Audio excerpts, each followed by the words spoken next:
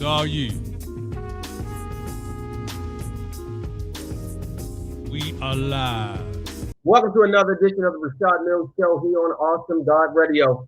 Super excited, but yet also very grateful that you decided to join me on this Tuesday evening at 7 p.m. Literally, you could have been anywhere in the world, but you decided to be with me. And again, I'm super excited and appreciative of your presence. So one of the things that Awesome God Radio we have shifted to doing, obviously you're watching this via Facebook Live, but for some reason, you can't watch the Rashad Mills Show via Facebook Live. I want you to tell a friend and tell one more friend that we're also on YouTube Live as well. So I'm grateful that this month, the month of May, is Mental Health Awareness Month.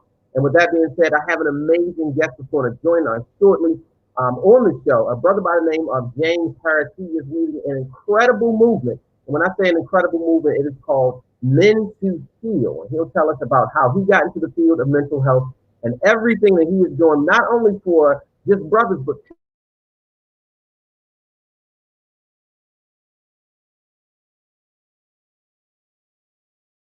start the open discussion. What does mental health look like for you, particularly if you are a man? And I want to narrow it down even more. If you are a man of color, what does mental health look like to you? Do you view mental health the same way that other people view mental health? People of different races have been attending mental health, particularly therapy, for years. Now it's been such a stronger movement within the African American community to get men, African Americans, right, involved, but particularly our brothers involved in therapy. So again, what does that mean to you? I just want to spark up this discussion. It is one of those discussions that we can no longer avoid. It's one of those discussions that it's very important. It's not as if we can act as if mental health doesn't exist.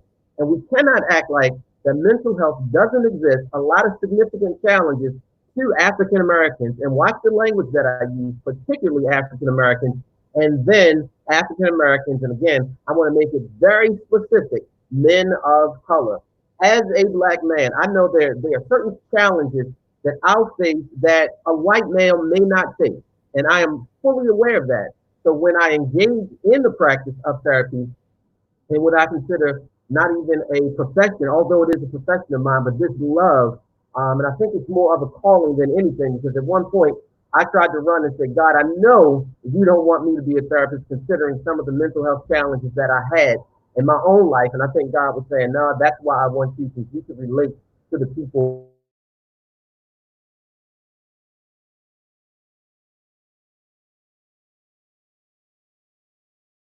that a white man can relate to, somebody else can relate to. So again, before our guest, the guest James Harris jumps on this live and joins us, I want to hear from you. And it's an opportunity to hear your question, to hear your voice, because without you, this show doesn't even exist. So I want you to be a part of the Rashad Mills Show here on Awesome God Radio. Obviously, you're watching this via Facebook Live, but I do want you to tell a friend that we're also on YouTube Live as well.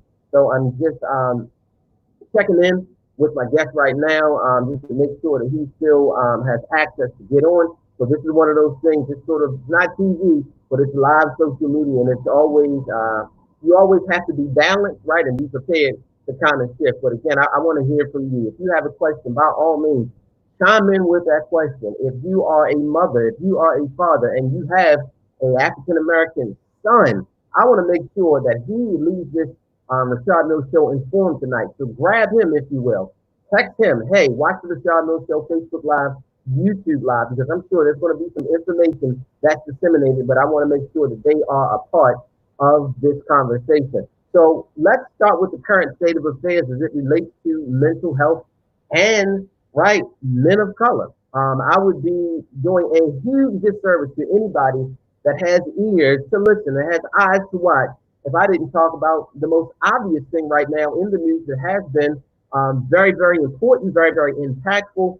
And I'll say this word, and I don't know if I ever use this word within my show, very, very frightening as it relates to being an African American male in modern day United States of America, 2020. And I'm not talking about 1965, I'm not talking about 1970s or 50s, anything. I'm talking about 2020. There is a level of fright that is presented to African American males, aside from the challenges that we go through interacting with each other in our own communities, right? I want to shift and just really talk about Ahmad Arbery. This young brother was out jogging and he doesn't return home. He doesn't return home. So for me as an African American male, that is a serious issue for me. It's a serious issue for me on multiple fronts. Number one, I'm going to state the obvious, and that is that I'm an African American male, and I love the fact that I'm black, and I root for everybody that is black. And if you're doing something positive, I am literally rooting for you as a black person. I make no shame about that, right? The second thing is I'm an avid jogger. If you watch some of my social media, you'll know that I jog throughout the course of the week. Saturday is designed and reserved for really long runs, and I'm going through a variety of communities. I'm going through communities that are predominantly black, communities that are predominantly white, and I never know what I could encounter. But I had never thought about this prior to this young brother Ahmad. I never really thought about the impact of maybe jogging through a community where in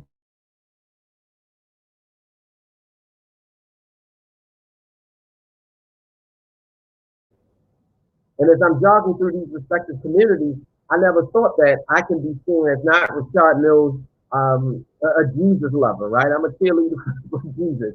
I never thought about this as Rashad Mills. And actually, we're going to take a break and pick up right there because my guest is in the studio live with me. So now, if you could, James, and this is the power of live social media, bring on my guest, who's another James, James Harris. James, are you with me? Yeah, what's up, boss? Can you see me? I can. I'm super excited to have you on the show. And I apologize in the midst of trying to get everything situated. I've literally dropped the ball. I was on the 1 yard line, James, and dropped the ball. How are you this evening, my brother? That's all good, boss. Everything's good to go, man. I'm not that tech savvy, so when you just sent the link, I'm struggling over here trying to get my Chrome. Oh, man. You know what? I apologize greatly. I thought I had sent it in my quest to be excited to have you on because I know what you're going to mean to the guests watching the Rashad Mills Show on Facebook Live and then on YouTube Live as well. So again, for those not in the know, my guest is James Harris. James is a new author, and we're going to talk about that. Fortunately enough, I had opportunity to get my hands on the book, so I'm super excited. James is a licensed mental health professional. James has a master's degree in clinical community counseling, mental health. And then James is such an advocate for mental health. So James, I'm going to start with the obvious. How are you and your family doing in terms of the current state of affairs with this COVID-19? Man, everybody is doing good. We definitely quarantined within the crib, working remotely, spending a lot of time together doing family housing projects and stuff like that. Got you. So here's the next thing. I was literally talking about this before we actually brought you on. I know you are an avid runner like myself. I know that you get in your miles and stay in shape, which is a great thing, the physical and mental health connection. But I want to start in a place that is really, it was disturbing for me, and looking at some of your posts, it looks like it was also equally disturbing to you. Give me your thoughts as a black man in America that jogs. Give me your thoughts on Ahmaud Arbery. Like, what is your take on that? I know you have probably some strong feelings. Yeah, I mean, it was a difficult situation to not only watch the outcry from the community, but also just being in that position of somebody who, like you said, runs actively at least 50 miles a month, within my neighborhood. Naturally being a black man with tattoos all over, I get a lot of funny stares too, but I've never looked at it as such that it would go to the extent that happened to the young man that was killed, unfortunately, so that was a sad thing. But the level of prejudice and racism within the country is just saddening. What does that do for you as a professional that it looks like that you have devoted your life to mental health? Like, what does that do for you in terms of your practice? Do you, as a therapist, do you practice differently with people of color, knowing that we have different challenges that other people, quite frankly, they're not going to bring to a session?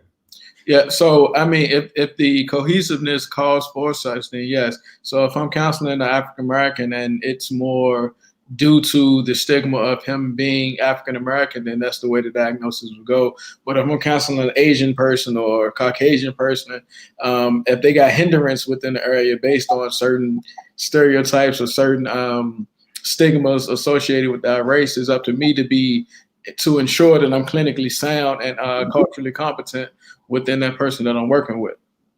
Got you. So how did you get to the point that you made it your mission? You said, look, this is my calling and I am going to devote my life to mental health and I'm going to have this central focus. I wouldn't say a central focus, but a lot of your work is geared to, I guess, reduce the stigma, right? And really help people that look like you and I. I've read really some interesting things, but I want you to tell it about your sort of your upbringing and certain therapeutic experiences that you had that weren't, they didn't turn out to be the best. Yeah. So my personal experience was like I was awarded a state. So at a young age, I was in foster care and group homes. So with, I don't know what state you're in, but here in Virginia, it's like mandatory that, if you're in those type of settings, you get counseling or therapy on a weekly basis. So for me, I didn't grasp everything I could from those sessions. For cultural reasons, I probably was young and stubborn as well, but mostly because it was, I'm this young Black kid from the projects, and now I'm sitting on the couch supposedly disclosing all of my information to this, fat white guy that's old, so it wasn't relatable. So I didn't obtain as much as I could just based on those barriers. It wasn't a bond. It was just strictly not a fulfilling session for me. And then fast forward, joined the military, did 2 tours, Iraq and Afghanistan, and it was a similar process. I noticed that my fellow veterans, as well as, going to therapy, it just was this old white lady using a book, and so it wasn't relatable. She had no combat experience. She had no military experience. So I didn't grasp, again, I found myself not grasping as much as I could from therapy. So I took it upon myself. I think James, let's see if we can get him back in there. It looks like, are you still with us? Yeah. Can you hear me? Yep, I can. Okay. What was the last thing you heard? Just kind of that the experiences when you got out of the service, you had a female therapist. So yeah, it was pretty much the same thing, man. It was this, older white lady, no combat experience. And for me and a couple of my other fellow veterans, it just wasn't conducive to us because we had, we wanted somebody with that relatable experience or either at least had some type of empathy to our situation. So from that point, I just basically took it upon myself, man, to went back to school, got my master's, started my journey to get licensed and everything like that. Took off, started working in private practice setting, community-based counseling settings and stuff like that. And started devoting most of my attention to men and their overall wellness. So not just on the mental health, but it's physical health as well, because, the prevalence of, I guess, early detection can help prevent different stages of men's life, heart disease and stuff like that. So I just try to ensure that overall wellness is the mission, and that's what I'm helping. So here's another question for you along those lines. When you had these 2 experiences with different therapists, right? A older white man and a white woman, right? Yeah. And it was sort of you knew they couldn't relate to you, right? They couldn't relate to you at all. How would you help an African-American, particularly an African-American male, kind of get to therapy, right? With the thought process that they may not have somebody that looks like them and can relate to them based on their life and life experiences. So how would you help them get to therapy and with the thought process they may not have somebody that is African-American? Just opening up, making them feel comfortable, making them just pretty much, to be honest with you, is a lot of re-education, just certain diagnoses and stuff like that. Allowing them to express themselves without judgment, letting them know like, hey, I am you. It's a process for all of us, not just being African-American, but being a male specifically. So it's certain things that I try to do to make it a enjoyable experience so they can open up and feel, I guess, comfortable enough to where they want to express themselves, not only for their sake, but for their family's sake. So, and 9 times out of 10, that's how the relationship start. Like a partner or a parent or something will say, hey, my son's not feeling well. He need to talk to somebody, but we tried therapy before, it didn't work, and blah, blah, blah. We go from there. So my approach is to be me and authentically who I am. And then it tends to work with the potential client that I'm introduced to, just based on me being myself and allowing them to express themselves and letting them know it's like a judgment-free zone. Professional, I'm tactful, and I'm you, man. Let's get this thing going. This is your process. It's cohesive. It's not my process. It's yours. So we work together and figure things out. Why do you think that stigma, just the word therapy alone, right? It creates the stigma. Why do you think that still exists in 2020 with all the information and resources that we have, particularly amongst African Americans? Well, what you just said was resources. So you got to figure like all information is not good information. It's not valuable information. So we can take the COVID pandemic right now. It's some people that literally want to test different trials and cures on Africans, so a lot of people still got that as such. Like, nah, I don't want to, if I tell you my information or if I open up to you, you're going to use that against me. You might get my kids taken away. You might cut off my benefits. You might do certain things. So it's a group of people that feel that way. And then, it's just a lot of people that still maintain like, nah, I go to church, I'm good, I can pray it away, or I just talk to my family members or my boys at the barbershop. So it's still that stigma attached to it that outsiders can't really help.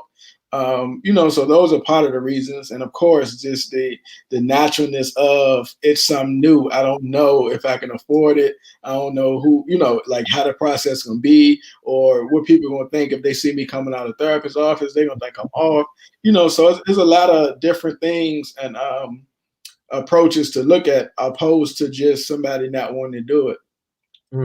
So let's go back a little bit, James. One of the things that I always ask fellow colleagues in the field is when you said we can pray it away, and you laughing like, man, like what is your whole thought on that whole concept? That look, if you can pray it away, just pray away that anxiety, pray depression. I mean, to be honest, if that's your preference, that's your preference. But to me, it's I'm more integrative. It can be a holistic approach. Yes, you can have your faith, but you also can have outside resources as well. Even if it's not therapy, you can do yoga, you can meditate.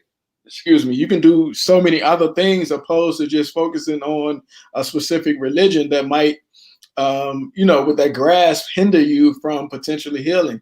And realistically, your deity or your head of your faith, I guess, put us here to assist you, so it's no different than me being a vessel to help you get to the place of your ultimate healing. So if you can pray it away, then pray it away. But, I still want to assist you. Yeah, I think that's crucial, really, to talk about like this holistic approach, right? You can have different things to help you get to the place that you want to be. It doesn't have to be like this singular approach. I love God, but you know what? I can't go see James, man. There's no way I can go see James because I love God. Or, I love James as a therapist and I can't pray. So I think it's really important. I'm super glad that you said that. So I think it's really important for people to hear that as it relates to the combination of prayer and then addition to therapy as well. Correct. So being a brother, right, that's in therapy, what is sort of the strangest moment that you had from someone when they encountered you as a Black male therapist? Strangest, I don't know, man. So I've had to re-educate bigger athletic guys on depression. Because you 6'5", you 285, to you, depression is a female diagnosis. But once I educate them and once I assist them with the actual breakdown of depression is based on the symptomology and the, the clinical terms for it, and you basically the criteria. So if we look at, have you had a loss of interest or pleasure? How's your appetite? Are you isolating yourself? Are you sleeping throughout the night? Things that you used to do, are you still doing those things? So when you look at it that way, they're like, nah, man, they start checking the box and like, man, this is me. Yeah, real. So pretty much just re-educating them on different diagnoses. That's been probably some of the unusual things that I've encountered. And I've also encountered based on the way I dress, like I'm normally casual. My clientele is normally, or I should say, a heavy part of my clientele is youth, adolescents. So I tend to still dress the way I want to dress, because it's me. I'm expressing myself how I want to, and I personally don't equate professionalism with, shirt and tie, whatever the case is. Like, I can have on Jordans and a polo shirt and still be professional if I wanted to. So I said that to say, the younger guys, I've had this one client, or a couple of clients actually, but one specifically I want to talk about is he had 3 previous counselors and they never get past the first session because he wouldn't open up, he wouldn't talk. Wow. So his mom, she was like, listen, I don't know how far we're gonna get. He normally don't talk in session, blah, blah, blah. So I'm in session now. I have on some Jordans, some jeans, and a button-up shirt, right? So I come from behind the counter like, hey, boss, it's your process, blah, blah, blah. Like, you don't have to be here if you don't I think we had a moment of just a small, I guess you can say, technical difficulty taking place. And I guess James will be jumping right back on with us with the Rashad Mills Show here on Awesome God Radio, talking to licensed mental health professional and author James Harris. And as soon as James gets back in here, we'll pick up. And there it is. I'm sorry we had some kind of technical difficulty, but you were telling me about a client that never got past the first session with the previous therapist. Yeah, young man. Because similar to my experience, man, they weren't relatable or whatever the case is. So anyway, I come from around the desk. I had on my Jordans, I had on some jeans, and I had on a button-up shirt. And that was one of the first things he noticed. And he was like, I got those shoes. And his mom was shocked, because he's talking, So I'm like, so for me, I took that as an opportunity to gauge what he was thinking based on what his mom was saying. So I'm like, oh, what you know about Jordans, man? So he was telling me, and then I introduced that to, all right, so how do you feel about Jordan? What do you think about him? He's like, oh, Jordan was a good teammate. He, wanted to win. He just went on with his list. So I used that again as an opportunity to expound. So how do you interact with other people? Do you, what's your mentality? Do you share when you're in classrooms? Do you listen to your teacher? Because that's the fundamental part of being coaching, so different stuff. So allowed him to open up and like, oh man, this is a different process. And that all came from me just dressing the way I want to dress, if that makes sense. Absolutely. So speaking about dressing the way that you want to dress, man, I see that you are representing not even a brand. I consider it an incredible movement, right? So you have on the shirt, and for people that are not in the know, it probably looks like mental health from afar. But James, just kind of tell us all about this incredible movement that you started. Yeah. So this is something I started in grad school, where the concept came in grad school. Next to the last quarter, I believe, we had this assignment. If it was one population that you can work with, who would it be? So a couple of people from my cohort, they chose LGBTQ, women's rights, veterans, and so to me, again, the men were neglected. So I took it upon myself and started doing research on that, and I found that men weren't, they were surprised by early detection results. They were not getting physicals every year. Of course, the therapy was so laxed. So that migrated to other stuff. And then when I graduated, I started at this private practice called Avail. And then the owner, so Avail is an awesome practice. It's a female dominant practice. I'm the only male there. And they do a lot of phenomenal work for the women in the community. So I was like, hey, what can we do for the men? And, we just put our heads together, came up with that. And then I got stuck at a train. So I started doodling in my car. I got a Tesla. So on the screen is where I created the logo, and that was it. Threw it on a shirt, started wearing it. And then it went from, oh man, my uncle would like that because he's dealing with XYZ, or my dad.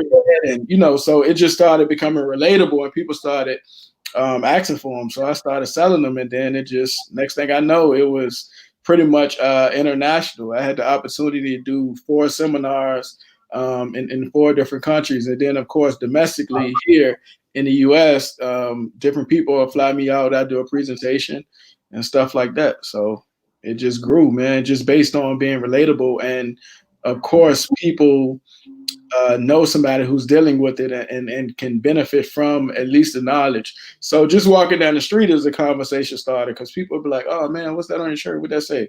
And then, of course, oh, what you do? Oh man, I've been looking for somebody to talk to. I just ain't know where to go.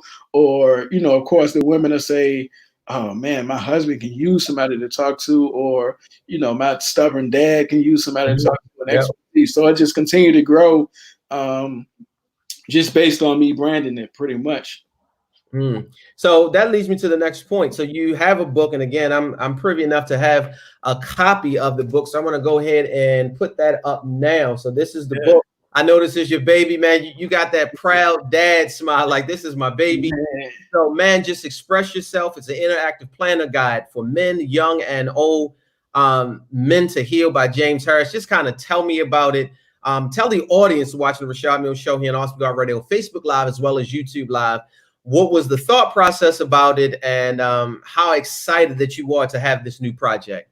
I'm excited that it's officially out, man. Due to COVID, Amazon, Barnes & Noble, Walmart, and stuff like that, it's still on pre-order. But on my direct site, mentoheal.com, you can now actually order it. But pretty much, man, just going into it. So what I started doing was, in my free time, just creating a list of barriers that men tend to have, whether it was anger, emotions, conflict, feelings, just different stuff. So I started creating a list, and before I know it, the list had about 50 to 65 different things on there: masculinity, conflict resolution, insecurities, anger, grief, coping, emotions, head of household, stress, and different interventions. So I pretty much give a summary of different things, and then I ask you to identify, different things within those questions. So it's a great tool for not only men who want to gain insight for themselves, but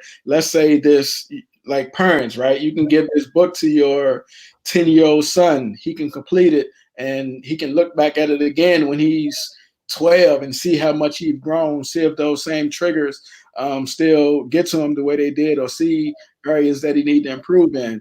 Or if you're a wife or a partner, you can give it to your husband, that has difficulty expressing themselves, or, because sometimes the women I've talked to be like, man, if I can just understand what he's thinking when he's shut down, or why he's not talking to me during this period, or whatever the case. So this book, she give it to him, he completes it, give it back to her, and she can flip through and identify just areas like, oh man, so this is what happens when he shut down. He wasn't mad at me, he was mad at, or go from there. If nothing else, it'll be a healthy dialogue starter for each one of them, the parent or the spouse.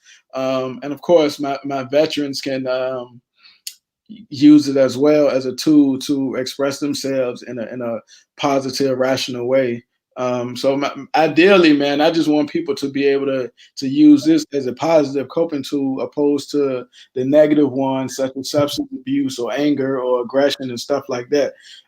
If nothing else, you can definitely give this a chance, and it'll if it don't benefit you directly, it'll benefit the loved ones around you, because, like I said, they can flip through it and see, like, oh man, this is what dad mean or uncle mean when he's shut down or when he's quiet, or it's just so much different topics I touch on, and then so many questions I'm asking.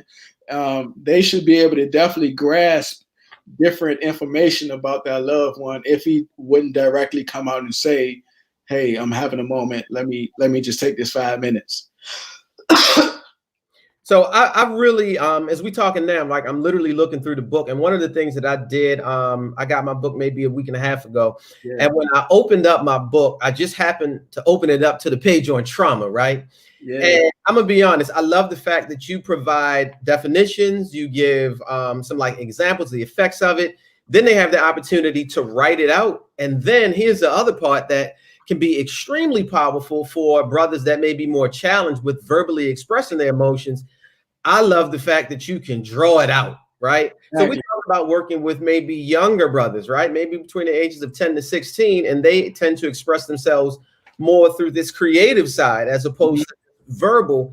I just love that. I just love that. Like, what was your, and I know as a therapist, you said, man, I got some clients, they can draw it out. Like, what was your thought process specifically about allowing them this other avenue to express themselves, meaning like draw it?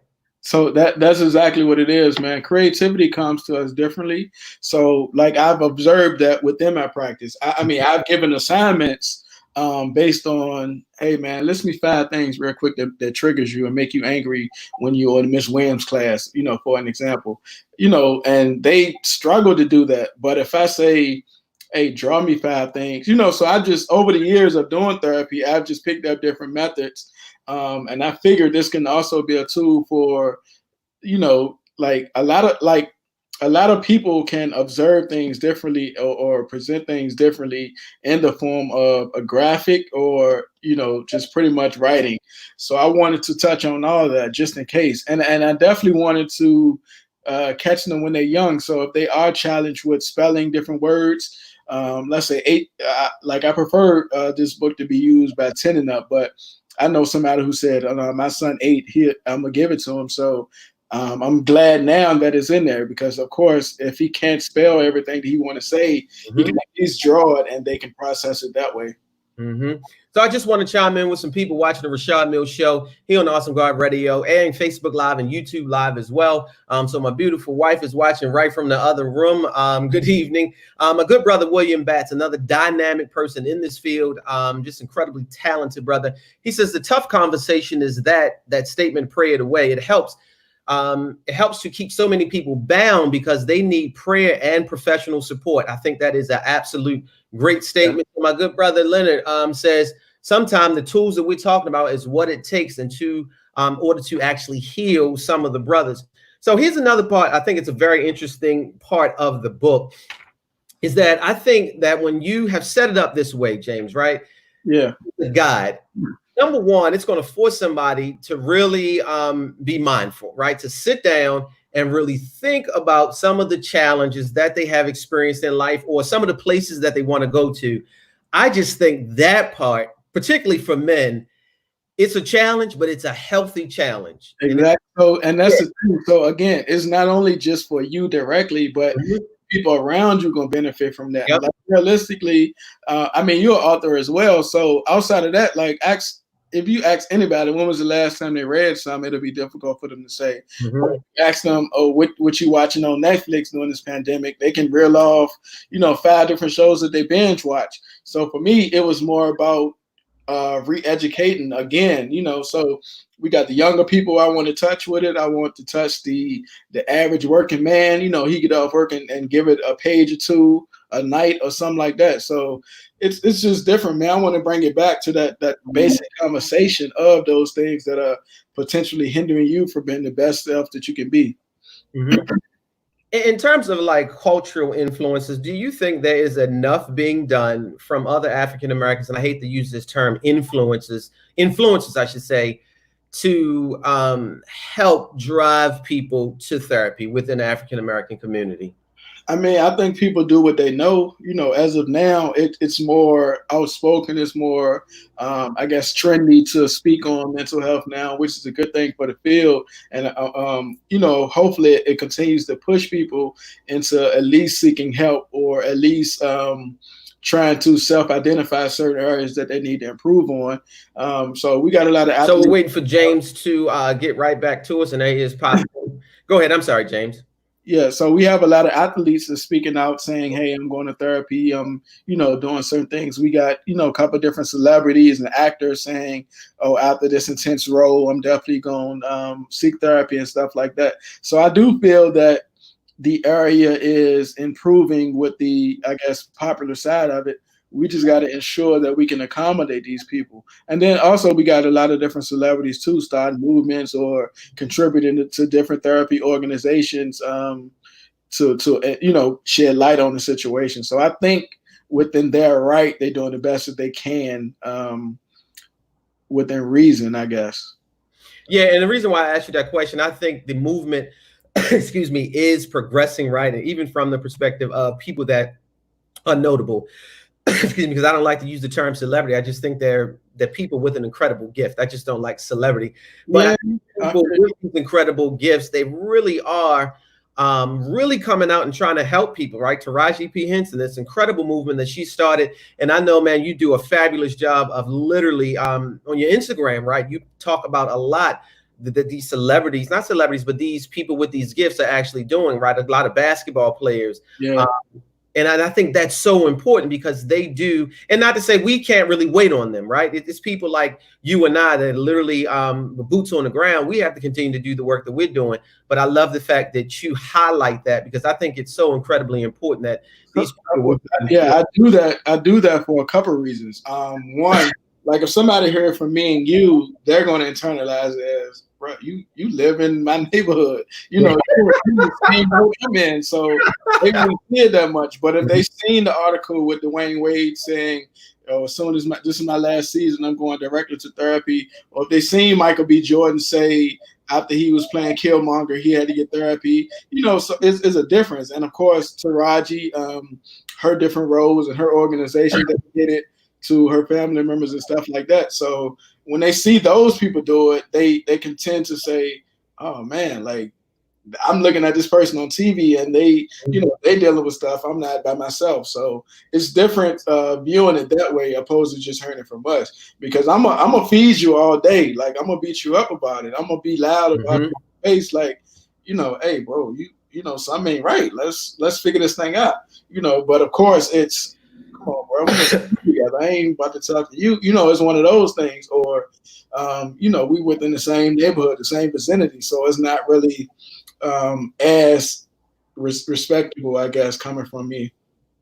What was your first healthy experience with a knowledgeable, relatable therapist? What was that like for you? It was awesome, man. The dynamic was powerful. The exchange, I started seeing different results almost immediately, you know, within a couple of sessions. So it was more of a, man, I've been just dealing this entire time, or I've been on my process of healing this entire time. So, you know, it opened my eyes to a destination of, man, that's what healing looked like. This feel good to not carry the weight of others, or to not be tied down by different traumas or stressors, or I guess abnormalities, you know. So different traits will eat away at you. So if you don't check yourself, you know, it's hard or difficult to assist other people. So once I realized, like, yo, it's a other side to being healed and to display a certain walk, that opened up a whole new door for me. Game changer. So just going back to some of the comments via Facebook, my good brother Lenny says mental health and mental well-being has been the white elephant in the room, especially in the Black community, without question. It's always been that thing that we know that we don't want to talk about, that eventually it will healthy manner and in a manner which it's that we don't want it to. So I think it's so very, excuse me, very important excuse me, to be proactive in that regard. Yeah. So here's another question for you. Excuse me, you had some healthy experiences with therapy, right? Once you walked away and you ended therapy, how did your view of your world just like change? Like, what was that? Because I know once I've had healthy experiences with my therapist, like I can never view the world the same way. Yeah, so I mean, I to be honest with you, I still go to therapy. You know, it was an active thing. Me too. Yeah, so it's not like all right, I'm good now. So it's more of a maintenance thing, you know. Like, so to be realistic, think about, like, if your leg is bleeding, you can look down and say, "Oh man, I see a scrape," or, you know, you can identify that. But emotionally, or from a neurological standpoint, we can't look at our brain. We can't see our emotions, so it's not as tangible as looking down and say, "Oh, all right, cool. I can put a bandage on my leg, or I can get stitches, or whatever the case, and I'll be good to go in a couple of weeks." So pretty much you can't do that with your emotions, your feelings, and stuff like that. So you have to maintain them. You have to get certain tools and interventions to sustain those things so you can express them in a healthier way. You know, so like for many, if you don't express them in a healthy way, of course, it turns to substance use, reckless behavior, promiscuity, you know, aggression, punching walls, and stuff like that. So I didn't want to be in a place of that nature. Not that I was, you know, headed that way, but just basic stuff. Like I want to model a certain thing and display a certain thing because I have a family. I have a daughter. I got coworkers. I got the community looking at me as such. So I just want to ensure that I'm all at the tip top of me being as authentic and as healed as I can. So that way others can, say, oh man, that's upstanding guy. Like, what is he doing to walk that way? What is he doing to, display such high character? And I'm open about it. I'm in your face. I'm loud. Like, yo, get help. And the thing, here's the other thing, James, that you didn't mention.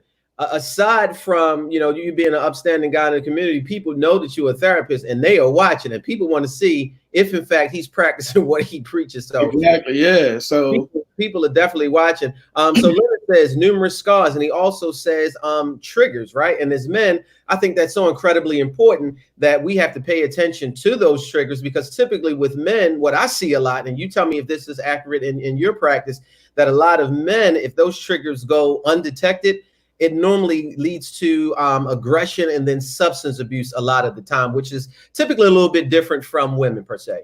Yeah. So, I mean, just based on the research, it's different from women. Women can, talk to friends, they can journal, they can do different things. But yes, men tend to have those negative or adverse coping strategies that are, that is the aggression, the punching the wall, the breaking stuff, being reckless on a motorcycle, masking it with sleeping with different women.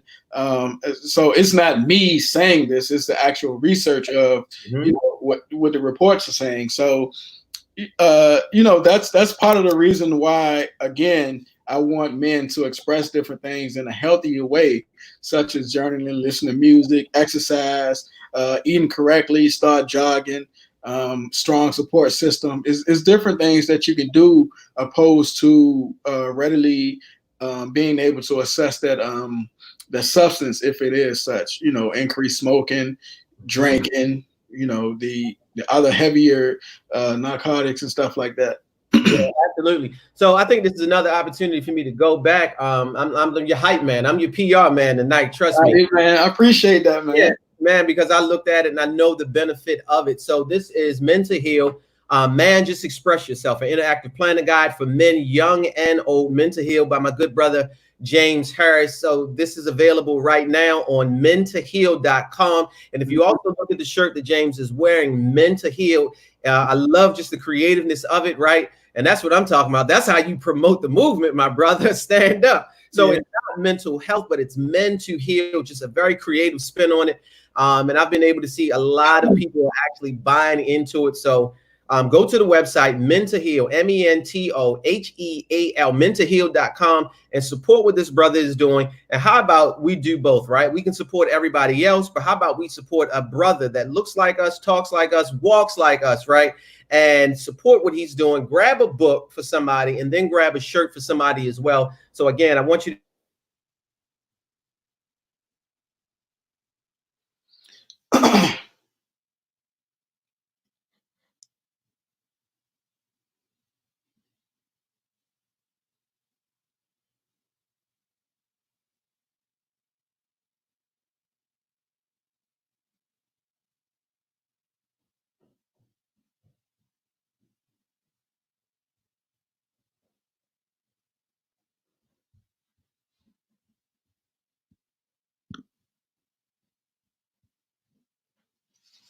It froze. It froze. Yeah, I don't know if it. How you doing, bro? Yeah, he went out too. He just totally went out. I'm the producer for the show. Oh yeah. I thought it was on my end, but it's on his end. What's going on? How you doing? All right, here he come. He's back in. He's back in. All right, here we go. So I don't know. I'm sorry about that, man. For some reason, when you're talking about positive things in the community, man, it looks like the platform is hating on us tonight, but we still got back and was able to get back at it. So before we had that momentary disconnection, tell me about the Healing Hub. The Healing Hub. So the Healing Hub is pretty much something.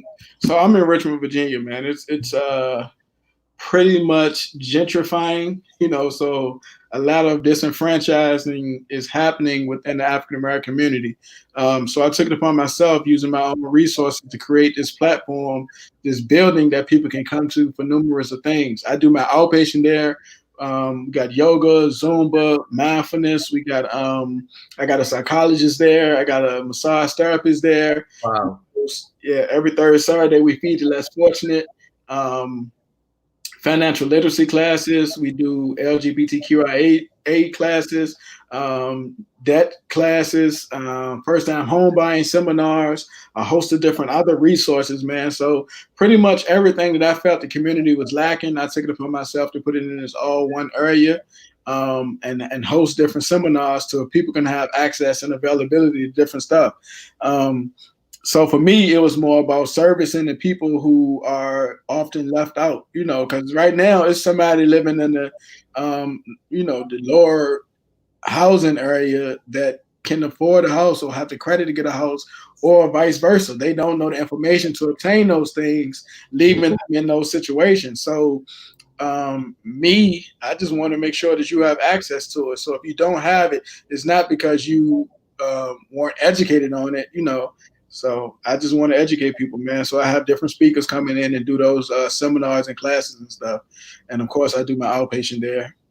Wow. So for people that are actually watching this, I mean, like literally you are giving people not just the mental health resources and things that they need to be mentally, emotionally well. I mean, you're talking about eating healthy, exercise. I mean, you have massage therapists on site, you're feeding the community. So based on everything you're doing, this brother is really in tune with the community and wants to see people well. So, I mean, and realistically, so we got to realize, if your basic needs not met, it's going to be difficult for you to focus on everything anyway. So let me help you get your credit straight so you can get in a different area, or let me help you show you the steps on the housing area. And then realistically, somebody might not feel that they need actual therapy. So I'm good. All right, well, how about this massage? This might assist you decrease some of your stress. Or let's try yoga or Zumba, to exercise, get your mind right. So it's different approaches, and that's why it's named the Healing Hub. So it's pretty much a hub with different resources, man. I just wanted to touch on everything that was available that I thought was hindering people from moving forward. Wow. So you're watching the Rashad Mills Show here on Awesome God Radio via Facebook and YouTube Live. Just want to check in with some people via Facebook. My good brother, Rashad James, Young Black Married Christian Podcast. He tuned in. William Batts, my good brother, Leonard Stepney, Mary Taylor. And Leonard says the following. Darlene, thank you so much. For just chiming into the Rashad Mills Show on Awesome God Radio. Leonard says that's why in the church, he's a member of my church and one of my dear brothers, they have the men's locker room, right? That's a Christian support group where we can talk about everything, all different subjects, and be able to release it. So whatever that looks like for you in your respective communities, I encourage you to try to develop these things so you can get to the place where you can heal, the brothers can heal. So James, we're toward the end of the show, and toward the end of the show, I like to challenge you to something that I call rapid fire. Do you accept this challenge, James? Yeah, sure. You accept the challenge. Good, because I tell all of my guests, if you say no, you have to, because you're on my show. So with that being said, you mentioned that one of your clients came into the office one day and you were able to build a conversation, start a therapeutic rapport as it relates to a pair of Jordans. So you know where I'm going with this. The Last Dance aired on ESPN, and I literally think every man, because we are sports deprived at the current moment, has been tuning into the show. So the first question for you, and you answer these questions in 30 seconds or less. The first question, you are a therapist. Michael Jordan walks into your office, and actually I'll give you a minute for this one. In a minute and or less, what is the first thing that you as Michael Jordan's therapist you're going to start talking about with him? I would let him open up to where he want to engage it. So whether that's the pressures of being that leader on the team, and or the passion that he felt as having kids himself, and I probably want to gauge did he properly grieve after he lost his father. So it'll be a mixture. It'll depend on which way that he want to take it, because it can go different ways. Like for him, he probably overworked himself after he lost his father, and of course, wanted to set the example for his boys, so his sons. So it would all depends on which direction he want to take it. Good. Spoken like a true therapist, man. That's good. You had the element of grief in there. Here's the other place that I would, the question I guess I would say, ask as it relates to Jordans. What is your favorite pair of Jordans? What number and why? My favorite pair of Jordans, man, would be Jordan 4s, the ones with the cement, the black and cement, gray cement. Why the 4s, James? Why the 4s? Man, so that was probably one of my first pair that I really liked, and this was the earlier ones. I got them, and they still got the Nike emblem on it, so they like classics now, you know. Yeah. So here's my last and final question. So we went down this road, we're talking about Jordans and the sneakers, right? So Jordans, or because I've been doing my research, foam posits. Which one do you wear? Foam posits. I wear both of them, but I prefer to wear foam posits, man. Over the J's, okay? Because I saw on your page, man, you literally had it. In addition to, you had the Men to Heal shirts lined up, and I think that's perfect. So my good brother Leonard, the final comment I'm gonna get to tonight, he says, I'm sure there's a lot of pressure on being the GOAT. No, that not to get too far off topic, I saw a lot of mental health things taking place from Michael, and just being the pressures of being that great. So it was a lot of mental health things, and I'm sure Mike had a therapist, and if not, I can recommend you a good one. His name is James Harris.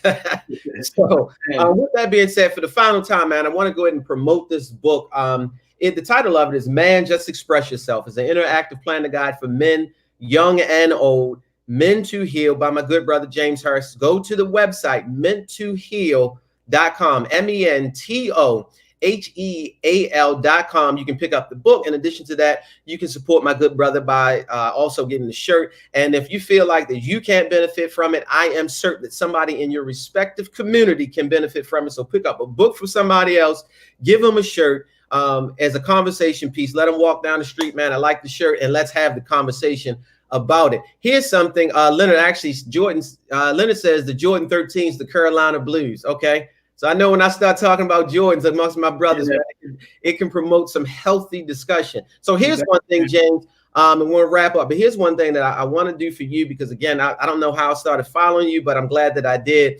I want to encourage anybody that's watching the Rashad Mills Show, Awesome God Radio, Facebook Live. This is something that I do for all of my guests. I want to go ahead and say the following, that if it's somebody watching the show right now that wants to get a copy of the book, they want to get a shirt or both, go ahead and send me a private message. Send me a private message.